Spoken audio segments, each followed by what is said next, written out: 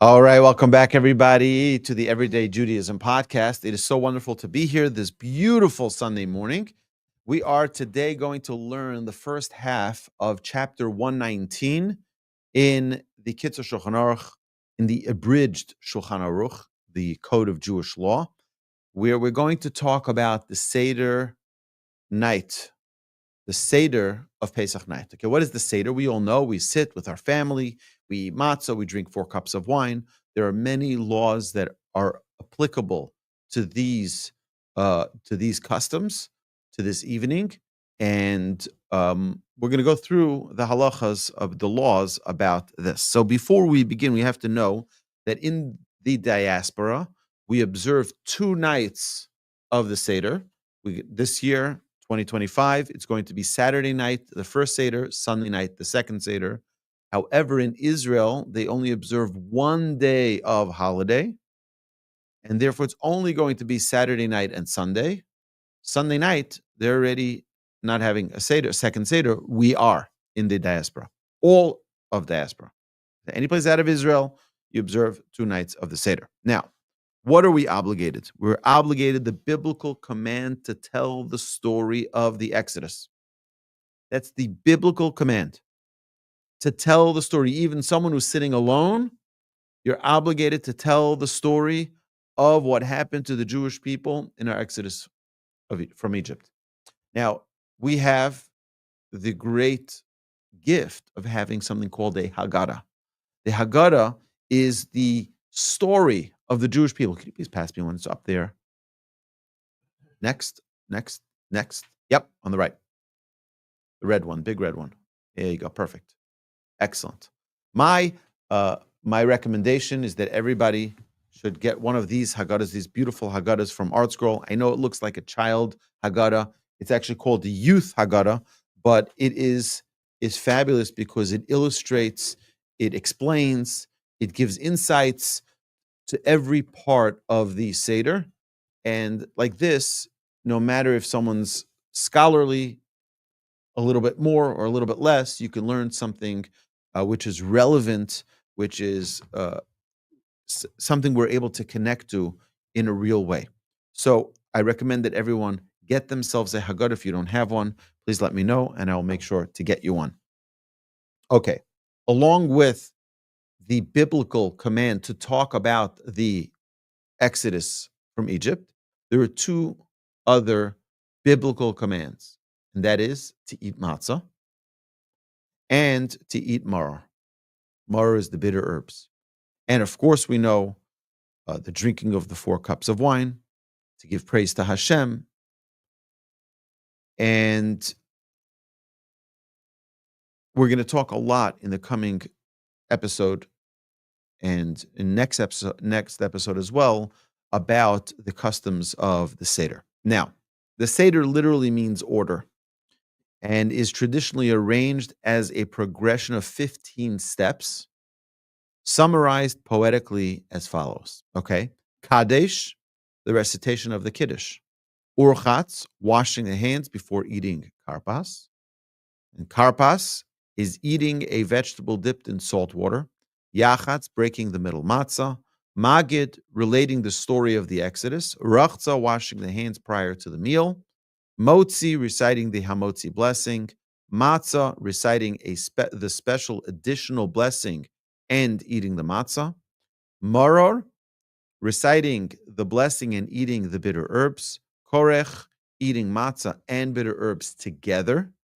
Shulchan Aruch, eating a festive meal. Tzafun, eating the afikoman. We're going to explain each one of these. Barech, reciting the Birkas Hamazon, the grace after meals. Hallel, singing the praise to the Almighty, the Hallel service. And then Nirtzah, concluding the Seder with prayers that Hashem accept our observance and bring the final redemption. So the basic requirements that must be fulfilled on this night, such as drinking the 4 cups of wine and eating the matzah and maror, are governed by halachic guidelines. In addition, the Seder ceremony is rich with customs. And therefore, you may be observing a certain custom, You may be at someone else's house and they observe a different custom.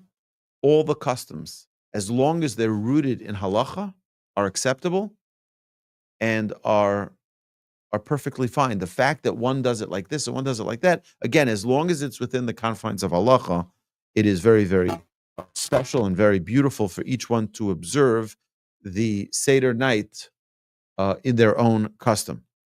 Different communities have different customs, had different customs. Today, different cities, different communities as well have varying different customs. There's nothing wrong if someone has a different custom. Again, as long as it abides with the guidelines of halacha, that's fine.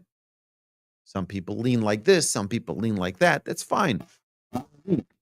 Right? You understand what I'm saying? It's like as long as we're within the parameters of halacha. Okay. We'll begin now with the first part of the Seder, which is Kadesh. Now we have to know, we're on page 229 in the Art Scroll edition of the Kitzur Shulchan Aruch in the fourth book of the Kitzur set. Now, the halacha tells us that when the father comes home from synagogue, when we come home from synagogue, we immediately go straight into the meal. We don't schmooze around. We're not, hey, let's sit around and how's everyone? Yeah, we do that as well. We have all the niceties and we have all the socializing, but there is a special urgency to begin the Seder as quickly as possible. Why? Because the mitzvah of the night is to talk to our children, and our children will fall asleep. So we want to do this before the children fall asleep. Now, why are we so concerned that your children are going to fall asleep? Because Pesach is very different than all of the other holidays. All the other holidays and Shabbos as well, it is encouraged for one to add to the holiday, to the Shabbos, and to take in Shabbos early. So, for example, now that we changed our clocks here in Houston, Texas, we're in March 2025. So, being that we already changed the clock, sunset is at about tonight. It's going to be at 7:39 p.m. So Shabbos candlelighting will be at 7:21 if it were tonight. Many people will accept Shabbos at 6 o'clock, at 6:30. Why? Because they want to add to their Shabbos. They want to add to their Shabbos. If it could be another hour and a half, it's a mitzvah to add to your holiday and to your Shabbos. Always, except for Pesach. Pesach, you don't begin the Seder till nightfall. Pesach, you do not begin the Seder early. I want to add to my Pesach. No, you cannot. Pesach, the mitzvah of eating matzah is at night. The mitzvah of drinking the wine is at night, as the Torah commands us. V'achlu es habasar balayla hazeh. Specifically at night, we observe these parts of the Seder, and therefore, thank you so much. What a prince. Thank you. Therefore, it is important for us to remember that although we're excited and we want to add to our holiday, we want to add to our festivities, on Shavuos, there's a proper time for it, and that's at night. So now, if we begin Pesach at 7:39, which is going to be a little later already by the time we get to Pesach in 2 weeks, it's probably going to be about 7:49. And then by then we begin the evening service at synagogue. And then we get home at about 8:30. It's already late for the kids. So therefore, no wasting time. We go right into it. Okay, so the Seder starts with the recitation of Kiddush. Although we recite the Kiddush at the start of every Yom Tov night meal, the Kiddush on Pesach is unique since it is recited upon the first of the obligatory 4 cups of wine that each person must drink on Pesach night. So what we do is at the Seder, everybody around the table has a glass of wine or grape juice. And what you do is every person recites the Kiddush together. It's an obligation not only for, I'm just here at the table, I'm going to fulfill my obligation with the leader of the table, with the head of the household. No. Every person, including the children, should have their own glass of wine. Now, when I refer to wine, I'm not referring specifically to alcoholic wine. You can fulfill the mitzvah with 4 cups of wine with grape juice as well. So if anybody is in the recovery process, if anybody's challenged with alcohol, this is not a temptation that one should fall to, saying, hey, I'm fulfilling a commandment and therefore I should do it. No. If someone is challenged with this, they should not drink wine. They should drink grape juice, and that is perfectly legitimate. Even though on Erev Shabbos and Yom Tov, one may recite Kiddush and eat while it is still day, meaning before nightfall, to add time that is part of the weekday to the holy day, on Pesach, this is not to be done. For the mitzvah of eating matzah applies specifically at night, just as the mitzvah of eating the Pesach offering applies specifically at night. And as the verse states in Exodus 12, verse 8. Likewise, the mitzvah of drinking the 4 cups of wine applies specifically at night. And since the cup over which Kiddush is recited is also one of the 4 cups, therefore we do not recite Kiddush until it is definitely night. Now, we mentioned, and we learned this previously in Halacha 118, Halacha number 10, Siman 118, Halacha number 10, is that we wear a kittel. What is a kittel? A kittel is like a white overcoat. Okay, so the custom over there, the Halacha number 10, says that we wear this traditional white robe for the Seder, and this too, one should prepare before Yom Tov, but one who is a mourner, and may the merciful one save us from this, a mourner does not wear it, but he is still obligated to recline. Okay, if someone who's within the 7 days of the passing of a loved one, they should ask regarding the laws of leaning at the Seder. Okay, so we wear this white kittel. There's actually many customs. My son asked me, as he's in his first year of marriage, and there are many who have a custom that during the first year of marriage, you do not wear a kittel. Very interesting customs. Many different customs about this, whether it be only on Yom Kippur that you don't wear it, or by the Pesach Seder you don't wear it. The bottom line is that the custom comes from a concern that the new bride may think, my new husband is going to die soon because he's wearing this white robe, and it can be very concerning to her to see her husband wearing that white robe. Today, there are many who have that custom, indeed, that during the first year of marriage, that the groom not wear the white kittel robe. Some have the custom to wear it anyway, and some have the custom not to. Some have custom not to wear it only on Yom Kippur. Again, everyone should seek counsel from their local bona fide Torah observant rabbi. Okay, one should don the kittel and sit down at his seat, ready to conduct the Seder. It is a meritorious practice to distribute to the children almonds, walnuts, and the like, candies. That was the olden day candies, so that they should see a difference from the usual practice and ask questions about it. Thus, be inspired to ask more questions throughout the night regarding why we eat matzah and maror, and why we recline, why we do things differently on this night. It's very interesting. The obligation, the biblical obligation of the night of Pesach is to ask questions. That's the biblical obligation, that to bring out from our children the questions of the things that are different. Why should they ask the questions? So that we can give them the answers. What is the answer? Because God saved us and took us out of Egypt from slavery. We were slaves in Egypt, and God took us out.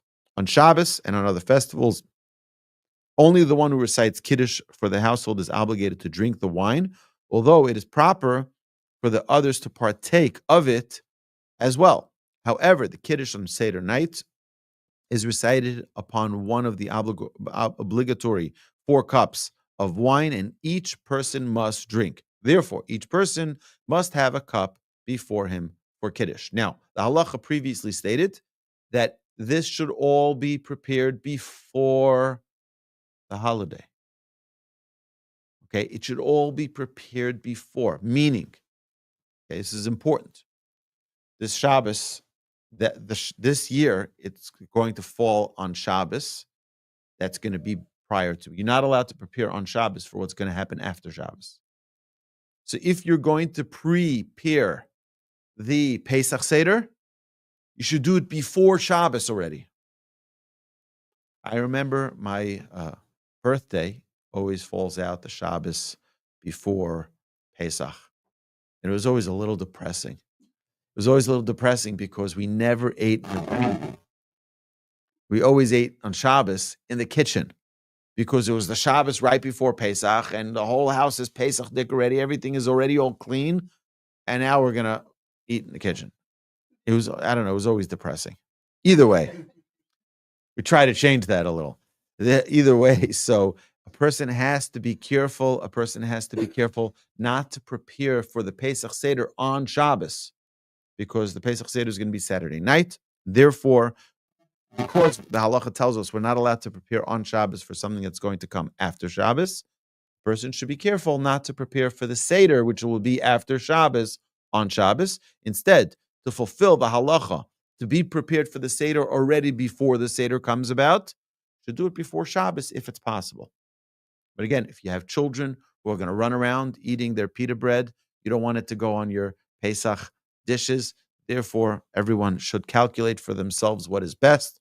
Tinok v'tinokes, a young boy or girl who have reached the age of education, which is, again, a question of what that age is, probably already today, 5, 6, 7, 8, 9, 10, 11 years old, depending on the development of the child.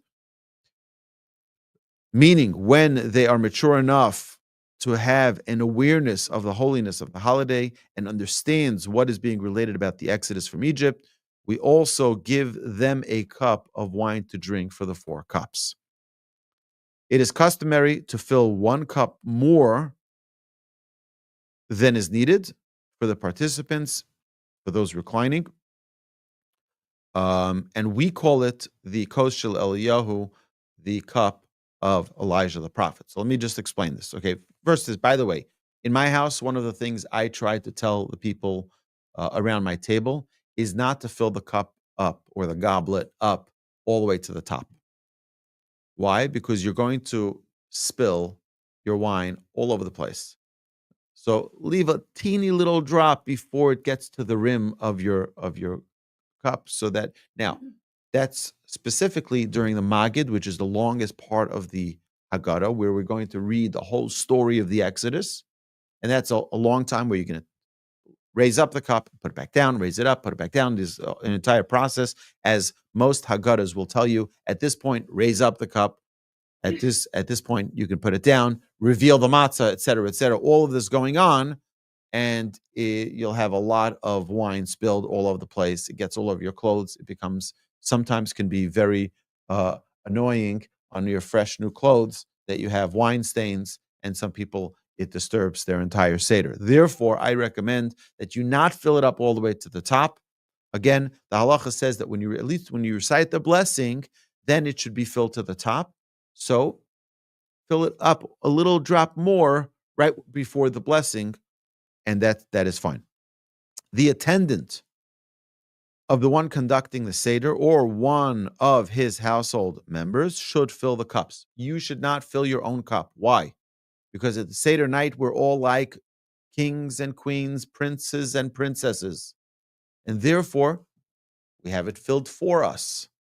So the person next to you can fill it up for you. You can tell them what type of wine or grape juice you enjoy, and they will fill it up for you. Also, another thing is that everyone should see to it to purchase the wine that they enjoy for Pesach before Pesach. Make sure you have it ready. Make sure that everything is ready to go. This is a holiday of a lot of preparation. Not to think about it like, oh, an hour before, I forgot to pick up my grape juice or wine. Do it in advance. Make sure you have it. It's all ready. It's all beautiful. Okay. Likewise, each time that we fill them, others should fill the cup for us and not the leader themselves, not the person themselves. So as to demonstrate the matter of freedom, one should caution the members of his household that they must drink from each cup of the first 3 cups, at least most of the cup. So it doesn't have to be a very big cup. The actual amount is shown here at the end of the siman. Is not a lot. We don't have to have a very big cup. The wine cup should be between 2.9 fluid ounces and 4.4 fluid ounces. That's on page 249, which is not a lot of wine. Okay, it does not have to be a tremendous amount of wine. Again, 2.9 to 4.4 ounces of wine. So, you can get a smaller glass, particularly for children, so that they not end up drunk and drink an 8-ounce glass of wine could have a negative effect on them. Okay, therefore, so a person needs to remember to drink most of the cup at one time. And for the 4th cup, they must drink a revius. A revius is the measurement. Give me a second here.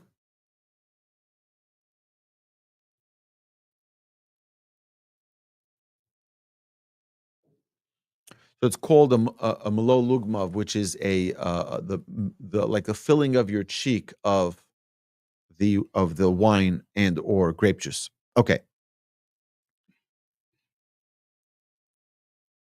Okay, with all of the drinking of the wine, with all of the drinking of the wine is a rabbinic command in nature, but it's a mitzvah. Nonetheless, it's a mitzvah, and a person should have in mind, I'm fulfilling a mitzvah of drinking the 4 cups of the wine. The same thing with saying the tale of the Jewish people and our exodus from Egypt.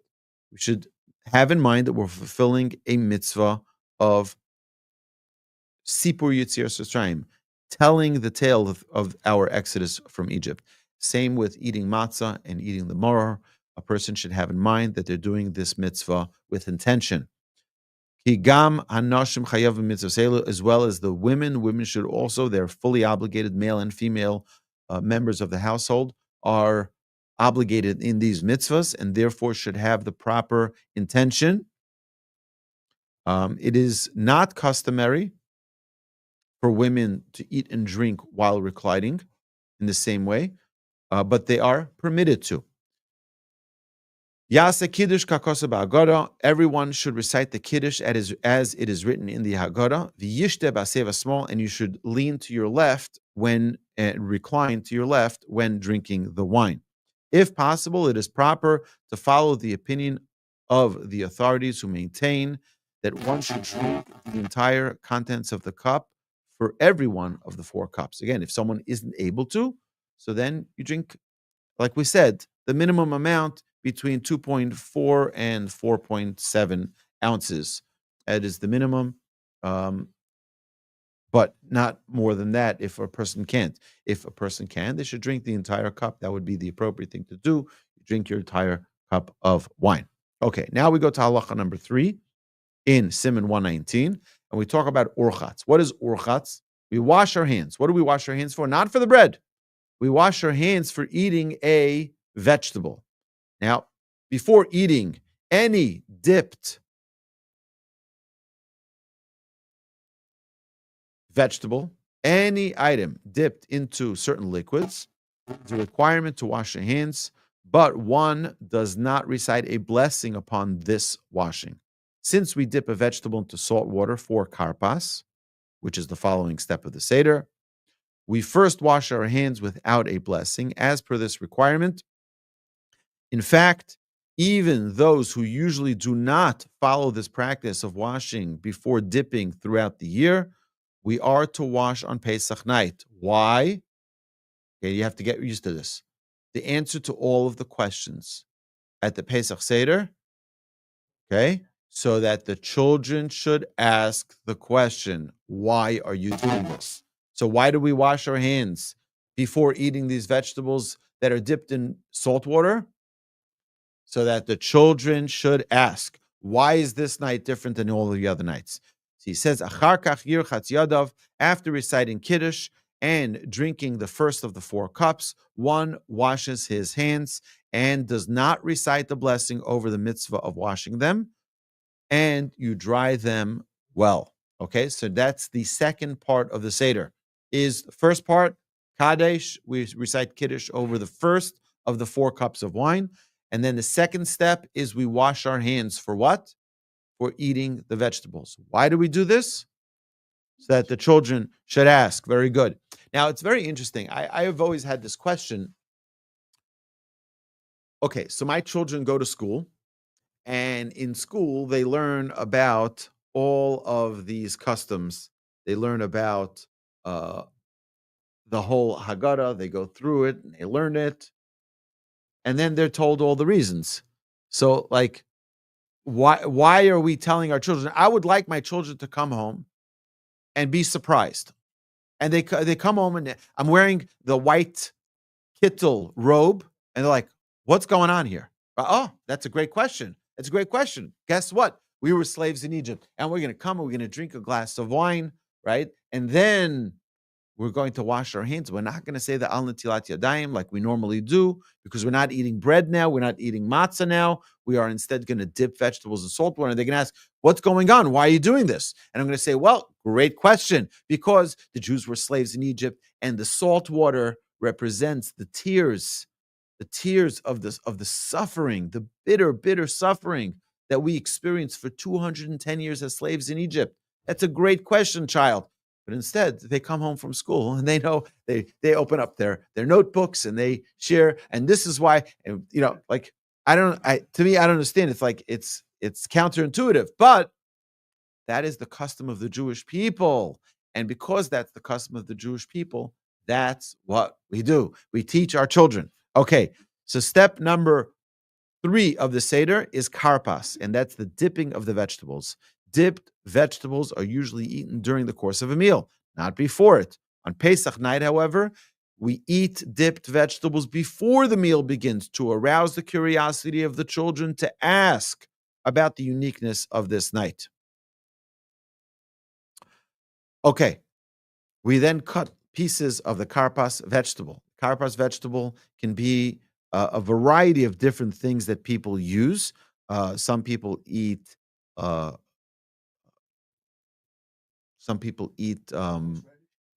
not horseradish yet. This is not the horseradish. Some people have potatoes. Some people will have celery. So they'll have different types of vegetables that can be dipped into the karpas. My family, our custom was we always had potatoes. My wife's family is celery. So we, at our Seder, do both of them, and people can choose which they want. If someone wants a potato, they can dip the potato in salt water. If someone wants the celery, they can dip the celery. But that is something, additionally, that is prepared before the holiday. We shouldn't be busy the whole Seder night preparing at the Seder. At the Seder, we need to be sitting there, enjoying, talking, and conversing about the story of our Exodus. The salt water as well. The halacha says the salt water should be prepared before the Seder night. Again, now that we are having Seder in 2025, Saturday night, so we can't prepare it on Shabbos. We should prepare it. The proper thing to do would be to prepare it before Shabbos already. So we have them all the pieces pre-cut for himself and for the members of his household. A piece that is less than a kazayas for each person. A kazayas is a small portion, more than is satiating for one's hunger. Less than is satiating for one's hunger. Okay. And then we take this little piece of potato or this little piece of celery, and we dip it into salt water, and we recite the blessing, Baruch atah Hashem, Elokeinu melech haolam, borei pri ha'adama, blessed are you Hashem, our God, King of the universe, who creates the fruit of the ground. Umechavnim liftar b'bracha zu games hamora, and we should have in mind to exempt the obligation, possible obligation, of reciting a blessing for the morah that we're going to eat later. The karpas, when we eat the karpas, we eat it while reclining to our left. Okay, and that is the third part of the Haggadah, which is karpas. We eat the vegetable, we dip it in salt water. Again, we wash our hands without a blessing. We eat the food with a blessing, and we have in mind for the possible obligation for the morah that's going to be eaten later after the magid, the telling the tale of the Haggadah. Now we go to Yachatz. The Torah calls matzah lechem oni, the bread of affliction. However, the sages expound that this phrase can be understood as lechem oni, poor man's bread. Not bread of affliction, but poor man's bread. Therefore, the matzah with which we fulfill the mitzvah to eat matzah on Pesach night is broken because of the way of a poor man, because it is the way of a poor man to have access only to pieces of bread, not whole loaves of bread. Okay, so now after we finish step 3 and we ate the vegetable that was dipped in salt water, what do? We take out the middle matzah. Now, as something we did not mention previously, we have a Seder plate. Okay, the Seder plate should also be prepared before the holiday. Here's an illustration of how the Seder plate should look. So if you see that's a Seder plate, if you look here, you'll see 3 matzahs. The top one represents the Kohen, the second one represents the Levi, the Levite, and the third represents the Yisrael, the regular Israelites. We'll see what that means later.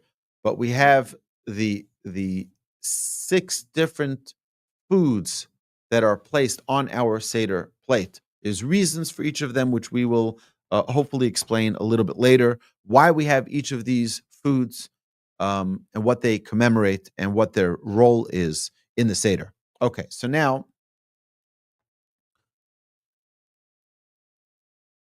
we said we were talking about breaking the middle matzah. So we're going to take the middle matzah of the 3 matzos that are in front of us and divide it into 2 parts. And you place the larger part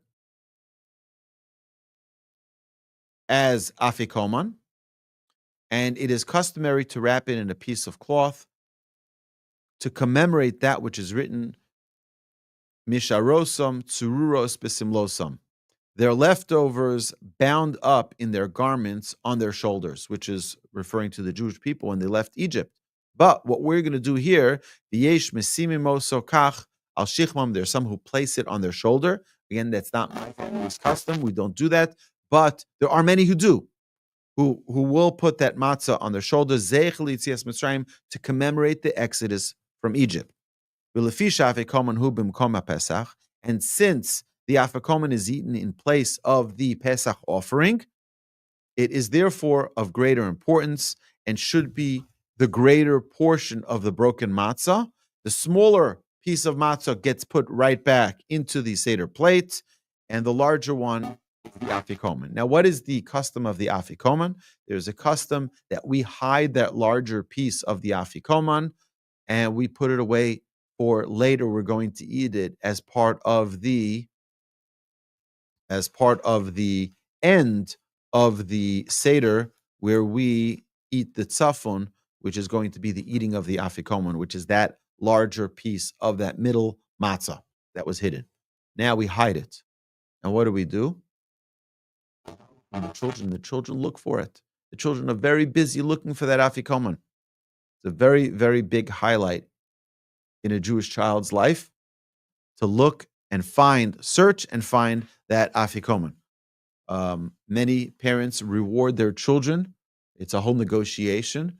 If you want your afikoman as the head of the household, you got to be willing to pay for it. You don't just get it back for free. So there's a negotiation. I remember we as children, we negotiated. We got a record Okay, you remember those vinyl records? We got a record as a gift. That was a gift that we got for our afikomen. For one year, we got a set of Judaica of books that we were able to use for many years. But every child, I remember my children negotiated for rollerblades.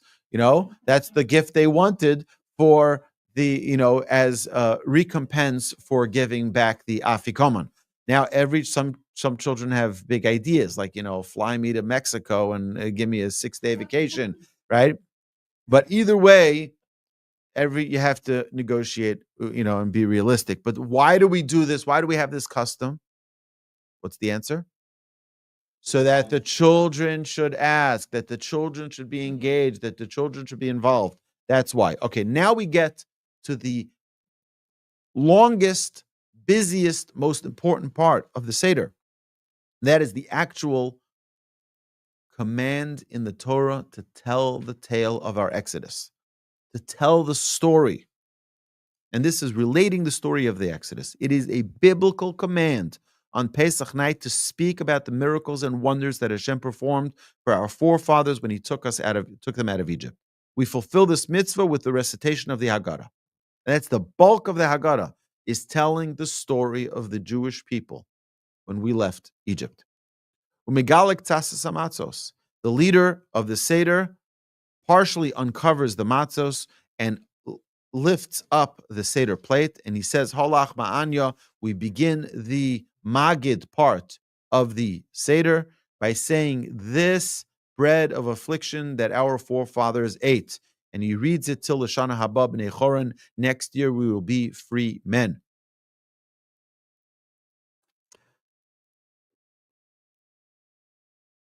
Halacha number 4.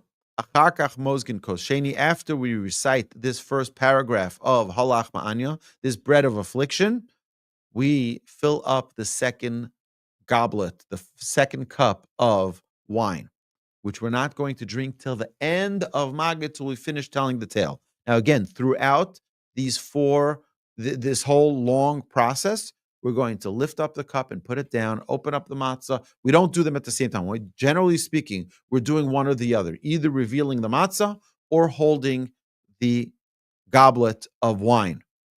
All right? One or the other. We don't do them both. We know this from the laws of Hamotzi on Shabbos. When we recite Kiddush, we cover the bread. Why do we do that?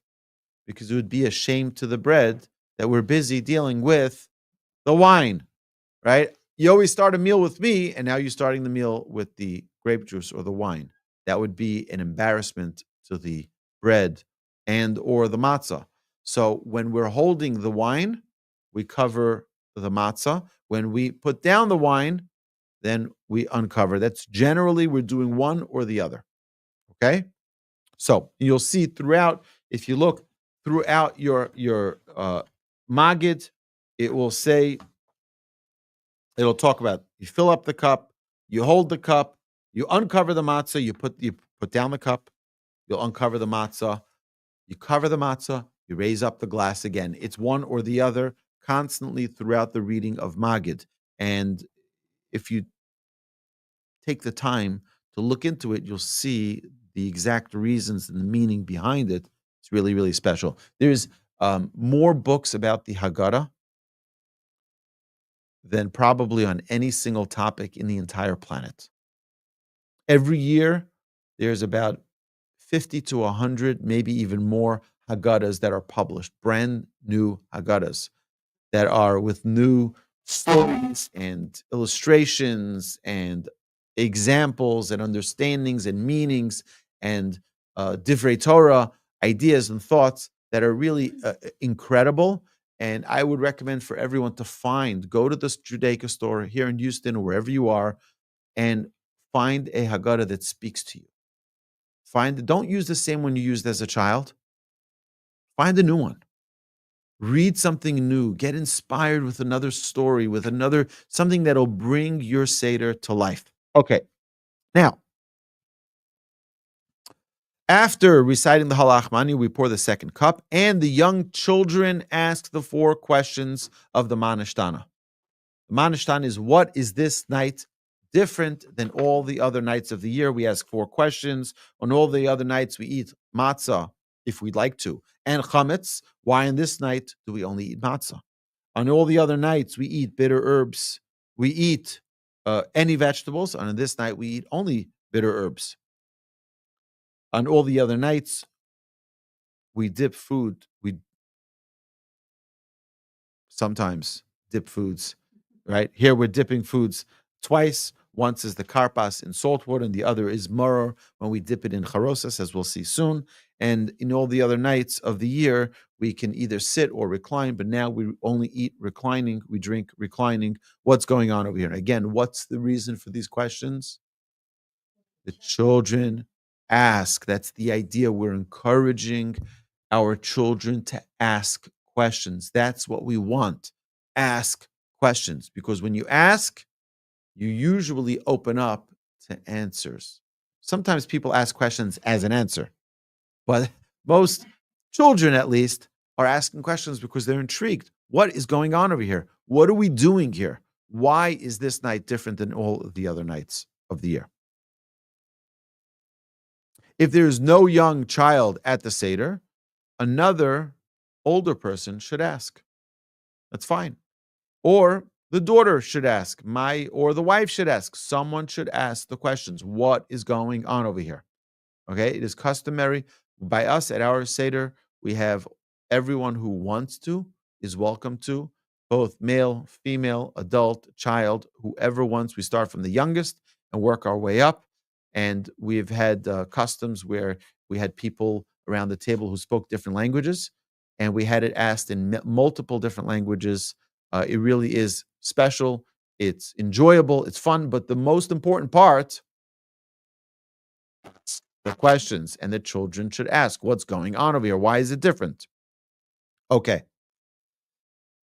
After this, we say, Avadim Ayinu, we were slaves, and we go into explaining the exact details of how our bondage, how our slavery experience was. And the proper practice is for the leader to explain the Haggadah to his household members in a language that they understand. That's where the custom of saying it in multiple languages. People read it in English. That's fine. You don't have to read it in the Hebrew. Read it in French. Read it in Spanish. Read it whatever language that you understand. And if he himself also does not understand the Hebrew text of the Haggadah, he should recite it reading from a Haggadah that includes either a Yiddish translation, an English translation, whatever. And after concluding each passage in Hebrew, he should recite it in the language that people understand. And certainly, Hamamar Rabbi Gamliel Haya Omer, when one recites the paragraph of Rabbi Gamliel, that Rabbi Gamliel would say, in which the basic obligation of the night is explained, which is Pesach, Matzah, and Maror, which is towards the end of Magid. Rabbi Gamliel Haya Omer, Rabbi Gamliel used to say, anyone who has not explained these 3 things on Pesach has not fulfilled the mitzvah of the Seder. The 3 things are Pesach, Matzah, Maror. Okay, Pesach is the offering, the Pesach offering. Matzah is the matzah we eat, and Maror is the bitter herbs that we eat. And this is all explained in our Haggadah. So in any Haggadah that you'll have, today we have a plethora of Haggadahs that explain in beautiful, beautiful, simple English. It's not complicated. It's not in the all thou, thee, though terminology of the early 1900s.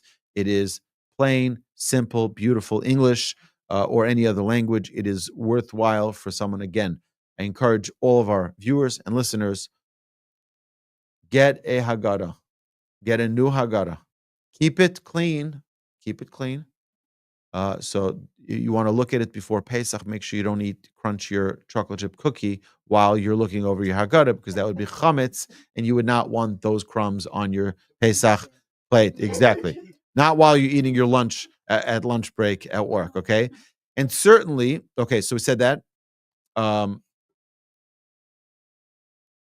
Okay, shel Pesach matzah Mar, the mitzvahs of Pesach offering, the matzah and the mar, those are to be explained as stated in that passage. One who does not explain the reasons behind these mitzvahs has not fulfilled the obligation of relating the story of the Exodus. When one reaches the passage of Vihisha Amda, and it is this that stood by us for all of our generations, which is really an incredibly powerful paragraph. And it goes as follows. It is that promise to Abraham that protected our fathers and us, because more than one nation has tried to destroy us. In every generation, they try to destroy us, but God always saves us from them. This is a very, very powerful paragraph. And when we read that, one should cover the matzahs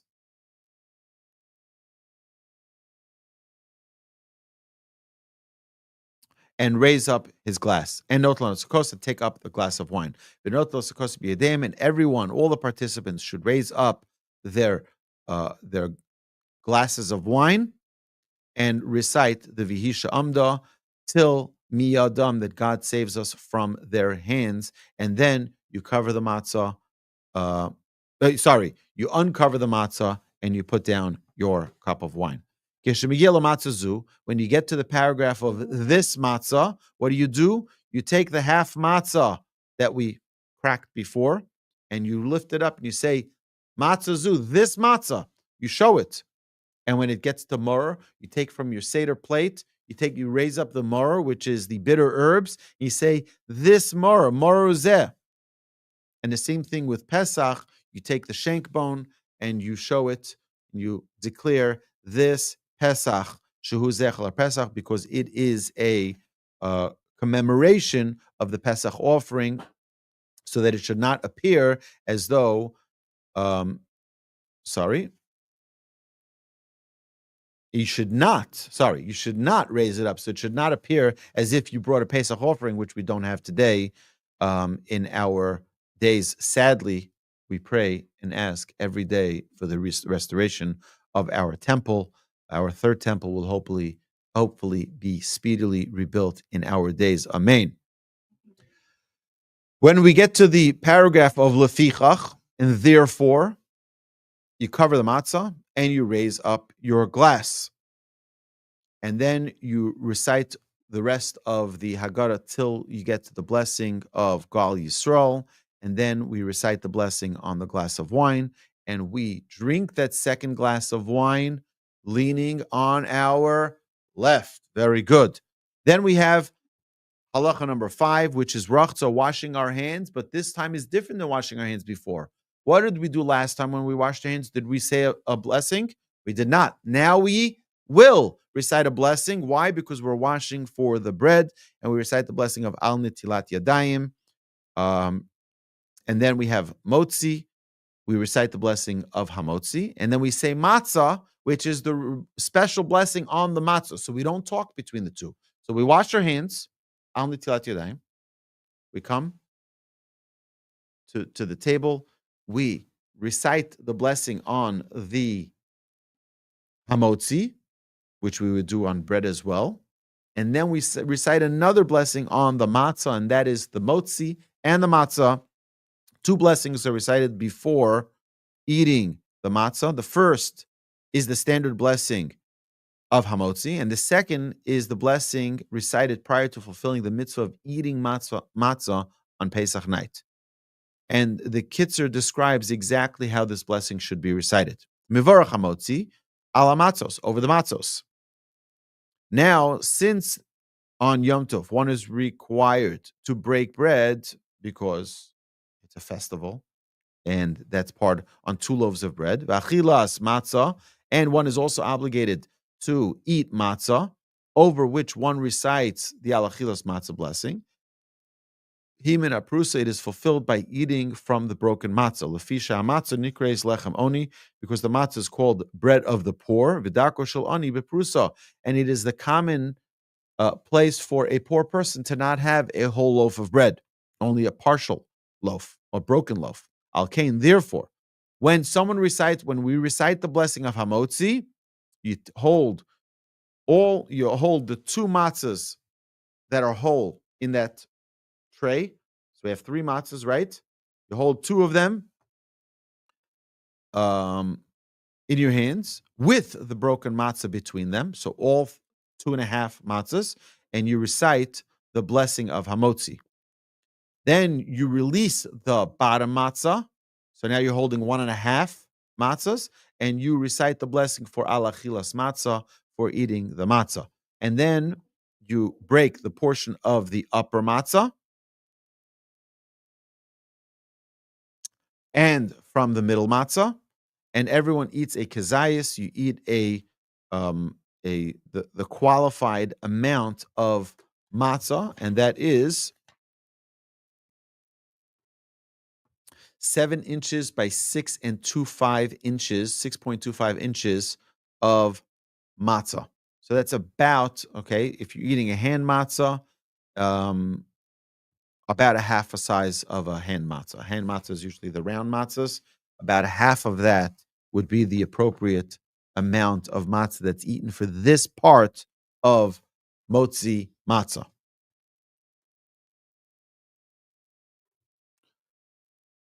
And you eat them together. How do you eat it? Leaning to your left. Very good. If it's difficult for someone to eat them at the same time, it's difficult either because someone has gastro issues, which is not allowing them to eat matzah. It's not always easy on one's stomach. You should eat from the hamotzi part, from the full one. And you can eat a little piece of the broken matzah from that part. Rak shelo yishe b'neim klal, but a person should not talk during eating that matzah. And you should make sure to eat them both while reclining. There are people from different countries who have different customs that on Leil Pesach ein tovlim matzah b'melch, that they do not dip the matzah in salt like we do throughout the year. Lo shel hamotzi, not of the hamotzi, and not of the matzah, of neither of them. They don't dip it in salt. That's a very common custom, that we don't dip it in salt, even though we do that for bread throughout the year. We don't do. Many people have the custom not to do that during the Seder night. Halacha number 6: Misheinu yachol lil os matzah, someone who cannot chew the matzah, mutar lishrosa b'mayim v'lorakcha, so they may soak it in water to soften it. Now, why are we saying that it's okay? Like, what's the big deal? Like, let them just soak in water. Remember what we talked about last week about that the matzah cannot be, that the flour cannot be mixed with water for more than 18 minutes till it's complete and ready. Now, if you're going to add water to it, it can add fermentation to it. And there are many people who do not have water mixed with their matzah at all throughout Pesach till the last days of Pesach. And they won't have any products that are made that way. So it's a common custom. It's not my custom, but it's a common custom. And many people will not soak the matzah in any water or any broth at all. Okay? Ubilvad shelo tehei nimche legamre, as long as it does not become completely disintegrated or come into little crumbs. If someone is old or ill and is unable to eat it, even when it is soaked in water, they may soak it in wine or in other beverages. When soaking the matzah in order to fulfill the mitzvah, the matzah obligation with it, care must be taken not to soak it for a 24-hour period. For by then, after the 24-hour period, nechsheves k'mevushel, it is considered as if it is cooked, and one cannot fulfill the matzah obligation with it. One must also take care with regard to other particulars that must be considered when soaking matzah, in order to ensure that the matzah not lose its halachic classification as bread. Okay, and this concludes halacha number 6. God willing, next week we will continue from the part of the Seder, which is the Morah part, and we will get all the way through to the end of the Seder. So, my dear friends, this concludes today's episode of the Everyday Judaism podcast. I look forward to resuming today's class with the Ask Away session number 8. My dear friends, have a great week. I look forward to next week concluding Siman 119 together with all y'all. Have a magnificent week.